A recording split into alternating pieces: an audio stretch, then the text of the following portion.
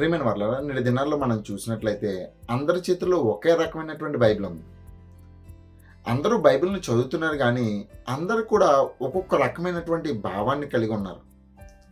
మరి ముఖ్యంగా దేవుడు ఎవరు అనే దాని మీద చాలా తక్కువ క్లారిటీ ఉంది. అయితే బైబిల్లో క్లారిటీగా లేదా అంటే చాలా క్లారిటీగా బైబిల్లో ఉంది. కాకపోతే దాంట్లో ఉన్నటువంటి సంగతులను మనమే గ్రహించలేకపోతున్నాం ప్రియమైన వాళ్ళ. అసలు దేవుడు ఎవరు అని ఎవరిని అడిగినా సరే ఒక్కొక్కరు ఒక్కో రకమైనటువంటి సమాధానం. ఒకరు తండ్రి అయినటువంటి దేవుడే, యెహోవాయే దేవుడు అని చెప్పేసి, కొంతమంది యేసుక్రీస్తు వారి దేవుడు అని చెప్పేసి, కొంతమంది పరిశుద్ధాత్మ దేవుడు అని చెప్పేసి, లేదంటే కనుక కొంతమంది అయితే మనకు ముగ్గురు దేవుళ్ళు అని చెప్పేసి, కాదు ఒక్కడే దేవుడు అని చెప్పేసి, కాదు తండ్రి అయిన దేవుడే కుమారుడుగా వచ్చాడు, కుమారుడుగా ఉన్నటువంటి దేవుడే పరిశుద్ధాత్ముడుగా వచ్చాడని చెప్పేసి, అంటే నానా రకాలైనటువంటి కన్ఫ్యూషన్కి గురయ్యారు. ఒక్కొక్కరితో ఒక్కొక్క జవాబు, ఎవరికి కూడా సరైనటువంటి క్లారిటీయే లేదు. అయితే దాని గురించి ఈరోజు ఆలోచన చేద్దాం ప్రియమైన వాళ్ళరా. కనీసం ఇది 2-3 భాగాలు అవుతుంది. మొదటి భాగాన్ని ఈరోజు చెప్పాలని ఆశపడుతున్నాను. దేవుడు అని అంటే కనుక సృష్టికర్త, సృష్టిని నిర్వహించేవాడు, సృష్టిని పాలిస్తున్నవాడు ఎవరైనా ఉన్నారంటే ఆయన దేవుడు. సృష్టికర్త అంటే సమస్తానికి కలిగించినవాడు అనే అర్థం ప్రియమైన వాళ్ళరా. అయితే మనం ఒకసారి ఆలోచన చేద్దాం బైబిల్లోంచి. ఆదికాండము 1వ అధ్యాయము 1వ వచనాన్ని చూద్దాం ప్రియమైన వాళ్ళ. ఆదికాండము 1వ అధ్యాయము 1వ వచనాన్ని మనం చూసినట్లయితే, ఆది యందు దేవుడు భూమాకాశములను సృజించును. ఇక్కడ మనం చూస్తున్నాం ఈ సమస్త సృష్టిని కలిగించింది ఎవరు అని అంటే కనుక ఇదిగో దేవుడే అని చెప్పేసి మనకి ఒక క్లారిటీ వచ్చింది. ఇంకా చూద్దాం అసలు ఈ సృష్టిని కలిగించింది ఎవరు అనేటప్పటికీ. మొదటి దినవృత్తాంతాల గ్రంథంలోనికి వెళ్ళినట్లయితే ప్రియమైన వాళ్ళరా, మొదటి దినవృత్తాంతాల గ్రంథము 16వ అధ్యాయము 26వ వచనాన్ని చూద్దాం ప్రియమైన వాళ్ళ. 16వ అధ్యాయము 26వ వచనం, జనములు దేవతలని ఒకటి విగ్రహంలే, యెహోవా ఆకాశ వైశాల్యమును సృజించినవాడు. మొదటి దినవృత్తాంతాలు 16వ అధ్యాయం 26వ వచనం, యెహోవా ఆకాశ వైశాల్యములను సృజించినవాడు.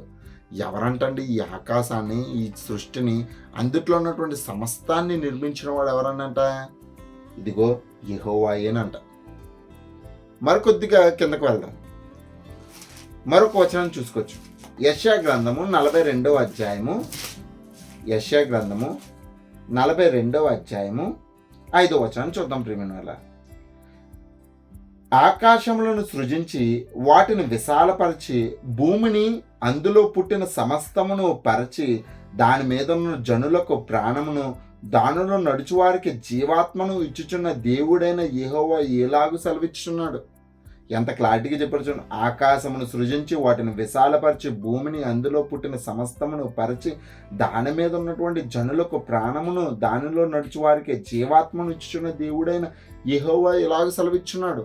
అంటే ఈ సమస్త సృష్టి కూడా ఇదిగో దేవునిదే అయి ఉన్నదని మనకి ఇక్కడ క్లారిటీగా అర్థమవుతుంది ప్రియమైన వాళ్ళ. ఇంకా వెళ్తే ఇదే యెషయా గ్రంథము 45వ అధ్యాయంలోనికి వెళ్తే, యెషయా గ్రంథము 45వ అధ్యాయము 18వ వచనాన్ని మనం చూసుకున్నట్లయితే అక్కడ కూడా అంటున్నాడు, ఆకాశములకు సృష్టికర్తయగు యెహోవాయే దేవుడు. ఏంటండి ఆకాశాలు, ఆకాశములకు సృష్టికర్తయగు యెహోవాయే దేవుడు. ఆయన భూమిని కలగజేసి సిద్ధపరిచి స్థిరపరచను. నిరాకారంగా నుండునట్లు ఆయన దాన్ని సృజింపలేదు, నివాస స్థలమగునట్లు దాన్ని సృజించెను. అలాంటి వాడు చెప్పు సంగతులు ఏమనగాని చెప్పి కంటిన్యూ అవుతున్నాను.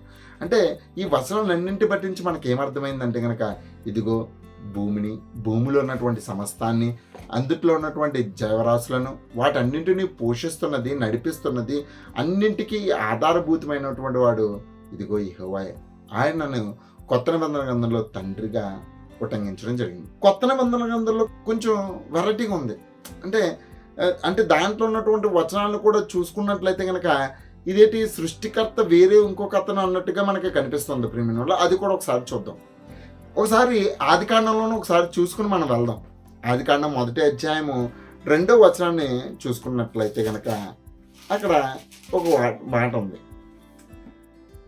ఆదియందు దేవుడు భూమాకాశం సృజించును, భూమి నిరాకారంగాను శూన్యంగాను ఉండెను, చీకటి అగాధి జలములపైన కమ్ముచుండెను, దేవుని ఆత్మ జలములపై అల్లాడుచుండెను. అంటే ఇక్కడ ఈ సృష్టి యొక్క నిర్మాణంలో దేవుడు ఒక్కడే ఉన్నట్టుగా లేడు, దేవునితో పాటు ఇంకొక వ్యక్తి కూడా ఉన్నట్టుగా మనకు అర్థమవుతుంది. అది ఎవరనంట, దేవుని ఆత్మ ఉన్నట్టుగా మనకు అర్థమవుతుంది ప్రియమైన వాళ్ళ. అంటే దేవుని యొక్క ఆత్మ ఉన్నట్టుగా మనకు అర్థమవుతుంది. అయితే ఇంకొంచెం క్లారిటీకి వెళ్దాం. కొత్త నిబంధనలకు వెళ్ళి దీని గురించి మనం ఆలోచన చేస్తే యోహాను సువార్తలో ఒక మాట ఉంది ప్రియమైన వాళ్ళ. యోహాను సువార్త 1వ అధ్యాయము 1వ వచనం చూసుకోవచ్చు ప్రియమైన వాళ్ళ. యోహాను సువార్త 1వ అధ్యాయము 1వ వచనం. ఆదియందు వాక్యముండెను, వాక్యము దేవుని యొద్ద ఉండెను, వాక్యము దేవుడై ఉండెను, ఆయన ఆదియందు దేవుని యొద్ద ఉండెను, సమస్తమును ఆయన మూలముగా కలిగెను. ఇక్కడ ఇంకొకరి గురించి చెప్తున్నాడు, సమస్తమును ఆయన మూలంగా కలిగిందంట. అంటే భూమి మీద మనకు కనిపిస్తున్నటువంటి ఈ భూమి కానీ, సూర్యుడు కానీ, చంద్రుడు కానీ, నక్షత్రాలు కానీ, ఆకాశ వైశాల్యము కానీ, నదులు కానీ, పర్వతాలు కానీ అన్నింటినీ కూడా సమస్తమును ఒక ఆయన కలగజేశాడంట.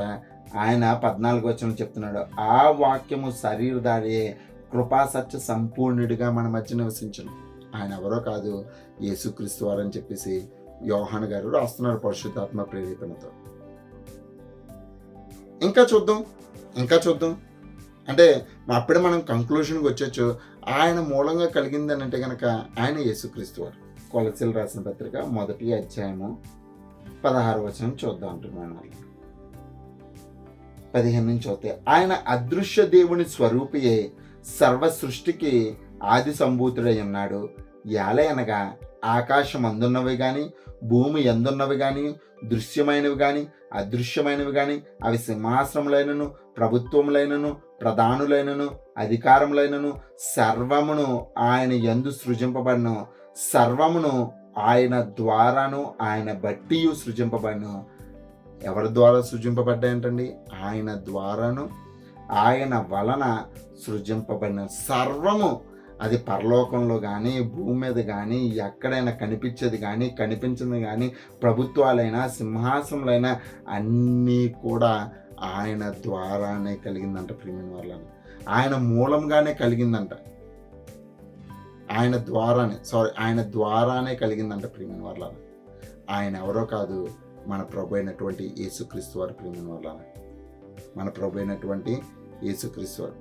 పాత నిబంధన గ్రంథంలోనేమో యెహోవా ఏమో సృష్టికర్తగా కనిపిస్తుంటే, కొత్త నిబంధన గ్రంథంలోనేమో యేసుక్రీస్తు వారు సృష్టికర్తగా కనిపిస్తున్నారు. ఈ రెండింటిని బట్టించి ఇదిగో అక్కడ సృష్టిని చేసింది, అక్కడ యెహోవాగా పిలవబడినటువంటి ఇదిగో ఈ యేసుక్రీస్తు వారే దేవుడు. ఈయన ఒక్కడే అని చెప్పేసి చాలామంది కంక్లూషన్కి వచ్చేసారు ప్రియమైన వాళ్ళ. ఇంకొకటి ఏంటనంటే కనుక, నన్ను చూచినవాడు తండ్రిని చూసినట్టు అన్నాడు కదా. అదిగో సర్వాన్ని కలిగిస్తున్నది ఆయనే కాబట్టి ఆయనే ఈయనగా వచ్చేసాడని చెప్పేసి చాలామంది ఒక రకమైనటువంటి కంక్లూషన్కి వచ్చేసారు. అయితే ఇక్కడ కన్ఫ్యూజన్ ఉందా, తికమగ్గ ఉందా, క్లారిటీ లేదా అని అంటే క్లారిటీగానే ఉంది. మనమే కొద్దిగా విభజించి చదవడంలో ఫెయిల్ అయ్యాం ప్రియమైన వల్ల. ఇప్పుడు అయ్యే వచనాలని ఒకసారి ఇంకొక వచనాన్ని చూసుకున్న అయ్యే వచనాన్ని మరొకసారి చూద్దాం ప్రియమైన వల్ల. అప్పుడు మనకి దాంట్లో ఉన్నటువంటి సారాంశం మనకు అర్థమవుతుంది. ఎవరు సృష్టిని కలిగించారో ఆ సృష్టికర్త ఎవరో మనకు అర్థమవుతుంది ప్రియమైన వల్ల. ఒకసారి చూద్దాం. అపోస్తలుడైన పౌలు పరిశుద్ధాత్మ ప్రేరేపణతో కొరింథీయులకు రాసినటువంటి పత్రికలో చెప్తున్నాడు. 8వ అధ్యాయము 5, 6 వచనాలు చూద్దాం ప్రియమైన వల్ల. 1 కొరింథీ 8వ అధ్యాయము 5, 6 వచనాలు. దేవతలు అనబడిన వారు, ప్రభువులు అనబడిన వారు అనేకులు ఉన్నారు. ఆకాశం అందైనను భూమి మీద దేవతలు అనబడిన ఉన్నను మనకు ఒక్కడే దేవుడు ఉన్నాడు. ఎంతమంది దేవుడు ఉన్నాడంటే ఒక్కడే దేవుడు ఉన్నాడు. ఆయన తండ్రి. తండ్రి అంటే అర్థం ఏంటండి?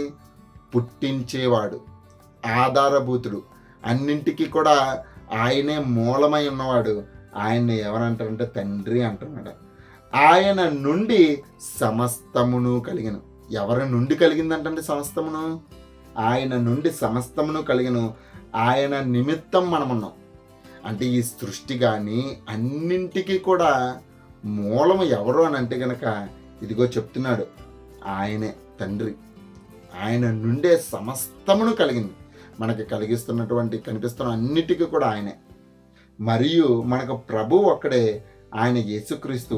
ఆయన ద్వారా సమస్తమును కలిగిన మనము కూడా ఆయన ద్వారా కలిగిన వారం. ఇక్కడ ఆయన మూలముగాను ఆయన ద్వారాను మనకు అర్థమవ్వాలి ప్రియమైన వలన. ఆయన మూలముగాను ఆయన నిమిత్తమును మొత్తం అంత కలిగింది. అంటే ఎలాగ అర్థం చేసుకోవాలంటే కనుక ఈ సమస్త సృష్టికిని కూడా, అంటే ఆయన మదిలో మెదిలినటువంటి ఆలోచనకు ఇదిగో కార్యరూపం దాల్చింది యేసుక్రీస్తు వారి ప్రియమైన వలన. ఆయనది తండ్రి అయిన దేవునిది ఆలోచన అయితే, ఆలోచనకు కార్యరూపం దాల్చింది ప్రభు అయినటువంటి యేసుక్రీస్తు వారు. అందుకనే అన్నింటికీ మూలము తండ్రి అయితే, ఆ మూలం అంటే అతనికి దేవునికి ఒక ఆలోచన వచ్చింది. ఈ భూమిలో ఉన్నటువంటి సమస్తాన్ని నిర్మించి తన పిల్లల్ని దాంట్లో పెట్టి ఆయన మరొక లోకాన్ని ఆయన ద్వారా ఆరాధన పొందాలన్న ఆలోచన కలిగిన వాడు తండ్రి అయినటువంటి దేవుడు. మరి ఆ సృష్టి అంతటిని నిర్మించాలంటే ముడిసరుకు ఇంది తండ్రిది ముడిసరుకు. ఫర్ ఎగ్జాంపుల్, ఇల్లు కట్టించుకోవాలండి, స్థలం మనది, మెటీరియల్ మనదే, అన్నిటికీ డబ్బులు ఇచ్చేది మనదే, అన్నీ కూడా మనదే. కానీ కట్టింది ఎవరు? ఇంజనీర్ కడతాడు. మనకి ఎలా కావాలంటే, ఏ డిజైన్ కావాలంటే ఆ డిజైన్లోకి ఇంజనీర్ ఎలాగైతే మలుచుతాడో, ఇదిగో తండ్రి అయిన దేవుడు సమస్తాన్ని ఇస్తే ఆ సమస్తానికి కూడానే ఇదిగో ఈయన యేసుక్రీస్తు వారు ఒక మంచి ఆర్కిటెక్ట్గా, అంటే మంచి నిర్మాణకుడిగా ఈ మొత్తం అన్నింటినీ కూడా నిర్మించాడు. మొత్తం ఆయనది. అందుకనే ఆయన కూడా సృష్టిలో భాగమై, అంటే సృష్టి నిర్మాణంలో యేసుక్రీస్తు వారు కూడా ప్రధాన పాత్ర పోషించారని చెప్పక తప్పదు. అందుకనే పాత నిబంధన గ్రంథంలో మన అనేక వచనాల్లో ఇదిగో యెహోవాయే భూమిని ఆకాశమును సమస్తమును ఆయనవే అని ఉన్నాయి. ఎందుకు ఆయనదే ఉన్నదని అంటే కనుక, ఎందుకంటే అన్నిటికీ మూలం ఆయనే కాబట్టి. అంటే ఆ యొక్క పనికి ఉపయోగపడింది యేసుక్రీస్తు వారి ప్రియమైన వాళ్ళ.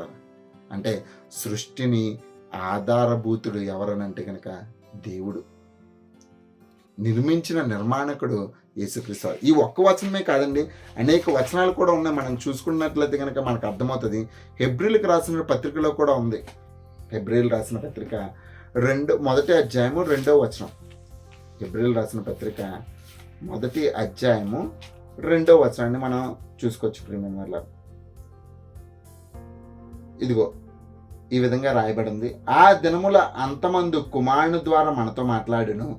ఆయన ఆ కుమారుని సమస్తమునకు వారసునిగా నియమించును.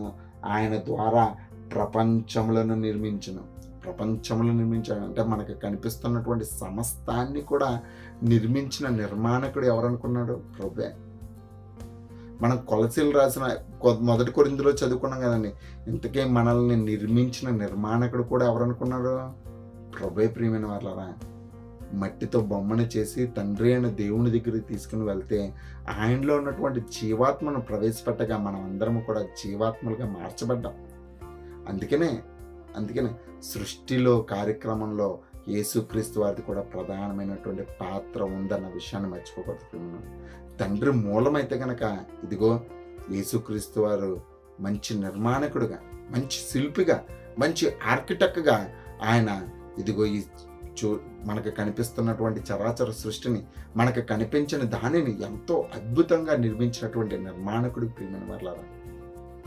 అందుకనే ఆయనకి అంతగా మన మహిమ, అంత ఘనత.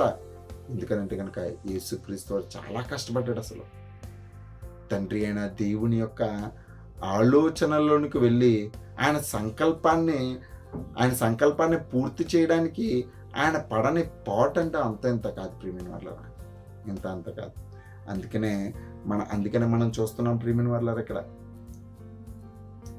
సమస్తానికి ఆధారభూతుడు తండ్రి అయితే కనుక ఆ తండ్రికి వచ్చినటువంటి ఆలోచనను నిర్వర్తించడానికి ప్రభు అయినటువంటి యేసుక్రీస్తు వారు మంచి ఆర్కిటెక్ట్గా పనిచేసినట్లు మనం చూడొచ్చు.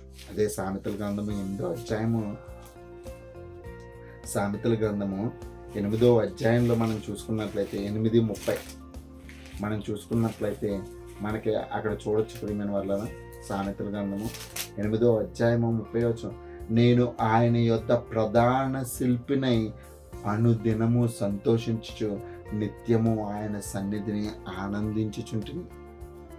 దేవుడు ఏదైతే చెప్పాడో అవన్నిటికీ కూడా ప్రతి దానికి రూపాన్ని ఇవ్వడానికి నదులంటే ఇలా ఉండాలి అని తండ్రి అయిన దేవుడు చెప్తే ఇదిగో ఆ విధంగా చేసి తండ్రి అయిన దేవుడికి చూపించారు ప్రియమైన వాళ్ళ.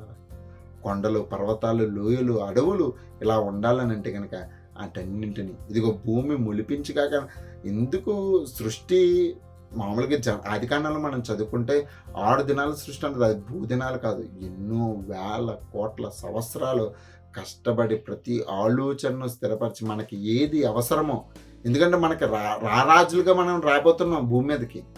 ఆదాము రారాజుగా రాబోతున్నాడు ఆ నాటకాలలో. వచ్చినప్పటికీ అతనికి ఏ లోటు ఏ కొదువ ఉండకూడదని చెప్పేసి సమస్తాన్ని కూడా వాడి నాలుకకి ఎన్ని రుచులు ఉంటాయి అన్ని రుచులు, వాడి కంటికి ఏది అవసరమో అన్నింటినీ, వాడి ముక్కుకి పీల్చుకోవడానికి ఏది మంచిదో అన్నింటినీ, వాడి చెవులు వినడానికి ఏది మంచిదో అలాంటి స్వరాలను, ఇదిగో వాడి మనస్సుకు ఏది ఇష్టమో ఆ ఇష్టమైన అన్నింటినీ కూడా చూపించండి. చూడండి, సముద్రం దగ్గరికి వెళ్తే మనకి ఎంత మనశ్శాంతిగా ఉంటుందండి. మనకి పచ్చని మొక్కలను చూస్తుంటే ఎంత ప్రశాంతతగా ఉంటుందండి. అడవిలోనికి వెళ్ళి చూడండి ఎంత ప్రశాంతంగా ఉంటుందండి. కొన్ని పక్షుల్ని కానీ కొన్ని జంతువులు కానీ మనం చూస్తున్నప్పుడు మన మనసు ఒక రకమైనటువంటి పులకింతకు గురవుతూ ఉంటుంది. ఎందుకనంటే కనుక అలాంటి మనకు అవసరం అని చెప్పేసి దేవుడు ముందుగానే పెట్టాడు ప్రియమైన వాళ్ళ. ఆయన ఆలోచన ఇదిగో యేసుక్రీస్తు వారు స్థిరపరచుకుంటూ వచ్చాడు. ఆయన ప్రధాన శిల్పినే ఇదిగో భూమి మీదకి వచ్చినటువంటి ఆదాము వాళ్ళ తర్వాత వచ్చే జనాలకి ఇలాంటిది అవసరం అని చెప్పేసి జలపాతాలను సృష్టించాడు. తర్వాత వచ్చేసి ఆ పర్వతాలను సృష్టించాడు. మంచు పడేలాంటి వాతావరణాన్ని ఒక ప్రాంతంలో అనువుగా ఏర్పాటు చేశాడు. ఒక ప్రాంతంలో వేడిగా ఉండేలాగా అనువుగా ఏర్పాటు చేశాడు. అంతే భూమికి ప్రతి దానికి ఏది అవసరమో నేలలో నుంచి తీసినటువంటి భూమి ద్వారా సమస్తమును వృద్ధి పొందించడానికి అన్నింటినీ చేశాడు ప్రియమైన వాళ్ళ. అన్నింటినీ తండ్రి అయిన దేవునికి వచ్చిన ఆలోచన ప్రతి దాన్ని కూడా కార్యరూపం దాల్చినది ప్రభు అయినటువంటి యేసుక్రీస్తు వారు. అందుకని యేసుక్రీస్తు వారు కూడా మూలం ఆయనే కాబట్టి అదిగో ఆయనే అంటున్నాడు. ఒకసారి మళ్ళీ ఇందాక చదువుకున్నటువంటి వచనాలను మరొకసారి చదువుకోవచ్చు ప్రియమైన వాళ్ళ. మరొకసారి ఈ కోణంలో మనం ఒకసారి చదువుదాం. యోహాను సువార్త 1వ అధ్యాయము 1 నుంచి చూసుకున్నట్లయితే కనుక యోహాను సువార్త 1వ అధ్యాయం 1 నుంచి. ఆదియందు వాక్యము ఉండెను, వాక్యము దేవుని యొద్ద ఉండెను. వాక్యము అని అంటే కనుక యేసుక్రీస్తు వాడు దేవుని యొద్ద ఉండెను. ఆ వాక్యము దేవుడే ఉండెను. ఆయన ఆదియందు దేవుని యొద్ద ఉండెను. సమస్తమును ఆయన మూలముగా కలిగింది. సమస్తమును ఆయన మూలంగా కలిగింది. ఎందుకనంటే కనుక కలిగి ఉన్నది ఏది కూడా ఆయన లేకుండా కలగలేదు. మనకి కనిపిస్తున్నవి కానీ కనిపించినవి కానీ సమస్తమును కూడా ఆయన మూలంగానే కలిగిందండి. ఆయన మూలంగా కలిగింది. కలిగి ఉన్నది ఏది కూడా ఆయన లేకుండా కలగలేదంట. సమస్తాన్ని కూడా ఇదిగో ఆయన ద్వారా. అందుకనే యేసుక్రీస్తు వారు కూడా ఎక్కువ ఘనత ఎవరికి ఇచ్చాడంటే తండ్రికే ఇచ్చాడు. తండ్రికి అనేకమైనటువంటి ఘనతలు ప్రభు అయినటువంటి యేసుక్రీస్తు వారు చెల్లించారు. ఎందుకనంటే కనుక ఆయన ఐడియాలజీ చాలా గొప్పది. మనుషుల ఎడల ఆయనకున్నటువంటి కృప కానీ లేదంటే ప్రేమ కానీ చాలా గొప్పది. అవధులు లేనిది, మాటల్లో చూపించలేనిది. అలాంటి తండ్రి అయిన దేవునికి మహిమ తీసుకొచ్చేలాగా మన బ్రతుకులు తీర్చిదిద్దాలని చెప్పేసి, తండ్రి అయిన దేవుణ్ణి మరెక్కువగా ప్రేమించాలని చెప్పేసి సమస్తాన్ని చేసుకుంటూ వచ్చాడు ప్రియమైన వాళ్ళ యేసుక్రీస్తు వారు. ఆయనే మూలం. ఆయన ప్రధాన శిల్పి. ప్రభు అయినటువంటి యేసుక్రీస్తు వారు ప్రధాన శిల్పి. సృష్టి అంతా కూడా తండ్రి అయిన దేవునిది ప్రియమైన వాళ్ళ. ఇంకా పరిశుద్ధాత్ముడు ఏం జరిగించాడో అది చూసుకొని ఈ యొక్క భాగాన్ని ముగించుకోవచ్చు ప్రియమైన వాళ్ళరా.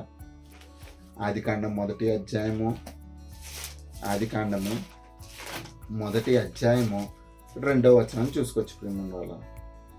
భూమి నిరాకారంగాను శూన్యంగాను ఉండెను, చీకటి అగాధ జలములపైన కమ్మి ఉండెను, దేవుని ఆత్మ జలములపై అల్లాడుచుండెను. అంటే దేవుని ఆత్మ దేవుని ఆత్మ అలాగా జలములపై అల్లాడుచుంది అన్నదానికి ఒక్కొక్కరు నానా రకమైనటువంటి వ్యంగ్యార్థాలు చెప్పుకుంటూ వచ్చారు. ప్రియమైన వల్ల ఏడుతుందని ఒకడు ఏయో వాడికి సొంత ఆలోచన అల్లాడుచుండెను అంటే సూపర్వైజింగ్ చేస్తుంది. ప్రియమైన వల్ల ఎలా సూపర్వైజింగ్ చేస్తుంది అన్నది ఒకసారి యెషయా రాశాడు. యెషయా రాసిన దాన్ని మనం ఒకసారి వివరించుకుని అర్థం చేసుకుందాం. ప్రియమైన వల్ల యెషయా గ్రంథము 40వ అధ్యాయానికి వెళ్తే పరిశుద్ధాత్ముడు ఈ యొక్క సృష్టి కార్యక్రమంలో ఆయన పాత్ర ఏమిటో కూడా ఒకసారి చూడొచ్చు. ప్రియమైన వల్ల ఎక్కడ కొత్త సృష్టి జరిగినా సరే అక్కడ పరిశుద్ధాత్ముడి యొక్క ప్రమేయం కంపల్సరీ ఉంటుంది. ప్రియమైన వల్ల పరిశుద్ధాత్ముడి యొక్క ప్రమేయం కంపల్సరీ ఉంటుంది. అది ఒకసారి చూద్దాం. యెషయా గ్రంథము 40వ అధ్యాయం 12-13 వచనాలు చూద్దాం. ప్రియమైన వల్ల తన పుడిసిటిలో జలమును కొలిచిన వాడెవడో అంటే తన అరచేతిలో అంటే పుడిసిన చేతిలోనంటండి నీళ్లను కొలిచాడంట. తన జానతో అంటే జాన అంటే మనకిదండి, జానతో ఆకాశంలో కొల చూచిన వాడెవడో అంటే ఎంతలా ఉండాలని చెప్పింది. భూమిలోని మన్ను కొలపాత్రలో ఉంచినవాడు అంటే భూమిలో ఉన్నటువంటి మట్టి అండి ఎంత ఉంటుందండి, దాన్ని కొలిచే కొలపాత్ర ఉంచిన వాడెవడు. త్రాసులో పర్వతములను తూచిన వాడెవడు అంటే మనము ఏదైనా వస్తువులను తోస్తాం కదండి, తటికెళ్ళేసి అలాగ పర్వతాలను కూడా తోచగల కెపాసిటీ వాడినవాడు అంటాడా. తూనిక చేత కొండలను తూచిన వాడెవడు. యెహోవా ఆత్మకు నేర్పిన వాడెవడు. ఇదిగో ఇది ఇలా ఉండాలి, ఇది ఇలా ఉండాలని చెప్పేసి యాక్యురసీ మెయింటైన్ చేసి అంటే ఇంత కొలత ఉండాలి. భూమి చూడండి ఎంత కొలత ఉండాలన్నాడు. ఎంత కొలత ఉంటుంది, ఎంత స్పీడ్తో తిరగాలన్నా అంతే స్పీడ్తో తిరుగుతుంది. ఇదిగో భూమికి సూర్యుడికి ఎంత డిస్టెన్స్ ఉండాలన్నాడు, అంత డిస్టెన్స్లో ఉంది. గ్రహాలకు మధ్య ఒక రకమైనటువంటి పునాది వ్యవస్థను ఏర్పాటు చేయడానికి కొలతలు. ఇదిగో జానడుతో ఆకాశ అంత పెద్ద జాన ఉంటుందో. పుడిసిట్లో నీటిలో నుంచి నీటిని ఇలాగ చేత్తో ఇలాగ ఉంచుకునే కెపాసిటీ కలిగిన వాడంటే ఎంత యాక్యురసీగా ఉండాలి అంటే ఎంత పర్వతం ఎంత వెయిట్ ఉండాలి, ఎంత హైట్ ఉండాలి అని చెప్పేసి యాక్యురసీ మెయింటైన్ చేయడానికి ఇదిగో ప్రభువుకు యెహోవాకు ఆత్మకు నేర్పిన వాడవడు, ఆయనకు మంత్రి, ఆయనకు బోధింపవలసిన వాడవడు. అంటే మనకి అర్థం చేసుకోవాలి ప్రియమైన వాళ్ళరా, ఒకటే ఏంటనంటే కనుక యాక్యురసీ మెయింటైన్ చేయడానికి పరిశుద్ధం. సృష్టి కార్యక్రమంలో ముగ్గురు ఉన్నారు. తండ్రి అయిన దేవునిది ఆలోచన అయితే ఆలోచనకు కార్యరూపం దాల్చినది ప్రభు అయినటువంటి యేసుక్రీస్తు వారు. ఆయన ప్రధాన శిల్పి అయి ఆయన ఉన్నారు. అలాగా ఆ ప్రధాన శిల్పికి ఇదిగో యాక్యురసీ మెయింటైన్ చేయడానికి ఎంత ఉండాలి, కరెక్ట్గా ఎలాగ ఉండాలని చెప్పేసి ఆ కొలతల్లో సహాయం చేసింది ఎవరు అని అంటే కనుక పరిశుద్ధాత్ముడు. ప్రియమైన వాళ్ళరా ఇలాగా ముగ్గురు కలిపి ఈ యొక్క సృష్టి కార్యక్రమంలో ప్రధాన పాత్ర పోషించారు. ఇటుకైతే బైబిల్లో చాలా క్లారిటీగా ఉంది. ఏంటి అని అంటే కనుక తండ్రి అయిన దేవుడే సమస్తానికి మూలము కాబట్టి, ఆయన ఆలోచన ఆయనది కాబట్టి, ముడిసరుకు ఆయనది కాబట్టి, అన్నింటికీ ప్రధానమైనది దేవుడే కాబట్టి, అందుకనే ఆయన నిమిత్తమే సమస్తం ఉన్నవే. అవి భూమి అయినా లేదంటే కనుక ఆకాశమైనా లేదంటే కనుక దాంట్లో ఉన్నటువంటి సమస్తమైనా సరే అవన్నీ కూడా దేవుని నిమిత్తమే ఉన్నాయి. అందుకనే పాత నిబంధన గ్రంథంలో అనేక చోట్ల ఇదిగో అది దేవునిది అన్నట్టుగానే ఉపయోగింపబడింది. కొత్త నిబంధనలు దాని గురించి మరి క్లారిటీ ఇచ్చుకుంటా ఇదిగో యేసుక్రీస్తు వారు నిర్మాణకుడిగా మనం చూడొచ్చు. ప్రియమైన వాళ్ళ అంటే ఒక మంచి ఆర్కిటెక్ట్గా చూడొచ్చు. పరిశుద్ధాత్ముడు మనకి కొలతలో వేసిన అంటే పరిమాణము కలిగినటువంటి అంటే ఒక హద్దులు ఏర్పరిచిన వాడిగా మనం పరిశుద్ధాత్మను చూడొచ్చు. ప్రియమైన వాళ్ళు అందుకనే దేవుడు ఎవరు అన్న దాంట్లో మొదటి భాగంగా మనం చూసుకున్నది ఏంటనంటే కనుక ఇదిగో తండ్రి కుమార పరిశుద్ధాత్మ ముగ్గురు ఉన్నప్పటికీ కూడానే వీళ్ళిద్దరూ కూడానే అంటే యేసుక్రీస్తు వారుని పరిశుద్ధాత్ముడు కూడా తండ్రి యొక్క చిత్తాన్ని నిర్వర్తించడానికి ఉన్నారన్న విషయం మనకు అర్థం చేసుకున్నాం. ప్రియమైన వాళ్ళ రెండో భాగంలో మనం చూసుకోవచ్చు తండ్రి కుమారుడు పరిశుద్ధాత్ముడు వీళ్ళ మధ్యన ఉన్నటువంటి సంబంధం ఏమిటి, ఈ సంబంధాల్లో ఎవరు ఎవరు ఏమై ఉన్నారో, ఒకరితో ఒకరు ఏమై ఉన్నారన్న సంగతులు కూడా మనము ఆలోచన చేద్దాం ప్రియమైన వాళ్ళరా. అప్పుడే క్లారిటీకి ఏమీ రాలేదు. ప్రస్తుతానికి సృష్టి ఎవరు చేశారు, ఎవరిది ఈ సృష్టి అన్నది మాత్రమే మనం అర్థం చేసుకున్నాం. రిమైనింగ్ భాగంలో మరి ఎక్కువ లోతుల్లోనికి వెళ్దాం. అసలు దేవుడు ఎవరనేది మనం అర్థం చేసుకోవచ్చు ప్రియమైన వాళ్ళరా, అర్థం చేసుకోవచ్చు. తండ్రి, కుమార, పరిశుద్ధాత్మ ముగ్గురు వేరువేరుగా ఉన్నప్పటికీ కూడా వాళ్ళందరూ కూడా సృష్టి కార్యక్రమంలో ప్రధాన పాత్ర పోషించారు. ఇక్కడ ఒకరిని ఎక్కువ ఒకరిని తక్కువ కాదు కానీ ఉద్దేశాన్ని మనం అవగాహన చేసుకోవాలి ప్రియమైన వాళ్ళరా, అవగాహన చేసుకోవాలి.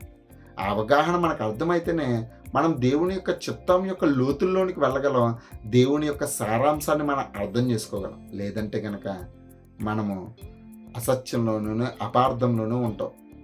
తెలిసి మన యొక్క విశ్వాస జీవితాన్ని కోల్పోయేవారుగా ఉంటాం. కాబట్టి ఆలోచించండి, కంగారు పడద్దు. ఏదైనా సరే, ఎందుకు అన్నిసార్లు చెప్తున్నాను కంగారు పడద్దు అంటే కనుక మనం ఇప్పుడు వరకు కూడా ఒక రకమైనటువంటి ఆలోచన శైలిలో మనం ఉండిపోయాం. ఆలోచన శైలిని కొద్దిగా మాడిఫికేషన్ చేసుకోవడానికి అవకాశం మనము ఈ యొక్క వచనాలను మరి ఎక్కువగా ఆలోచన చేసి దాంట్లో ఉన్నటువంటి సారాంశాన్ని అర్థం చేసుకోగలిగితేనే మనకు సంపూర్ణమైనటువంటి జ్ఞానం మనకు అర్థమవుతుంది. కాబట్టి ప్రార్థించండి. ఈ యొక్క సంగతులు నేటి సమాజంలో చాలా అవసరం. అనేకులకి ఐక్యత కలగడానికి ఈ మాటలు చాలా అవసరం ప్రియమైన వాళ్ళ. లేదంటే డినామినేషన్ పేరట, లేదంటే కనుక సంఘాల పేరట, వ్యవస్థల పేరట విడిపోవడానికి అవకాశం ఉంది.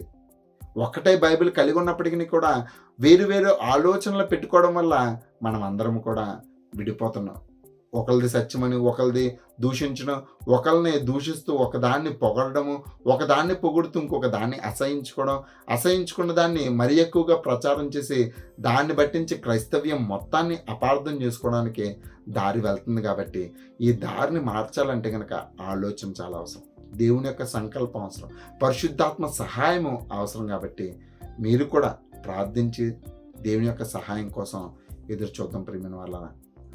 ఇప్పుడు మనకి ఒక పార్ట్ మాత్రమైంది, ఇంకా 2 పార్ట్స్ ఉన్నాయి. 2 పార్ట్స్ని మనం అర్థం చేసుకుంటే కనుక అసలు క్రైస్తవ్యానికి దేవుడు ఎవరు అనేది మనకి క్లారిటీ వస్తుంది. కాబట్టి ప్రార్థించండి.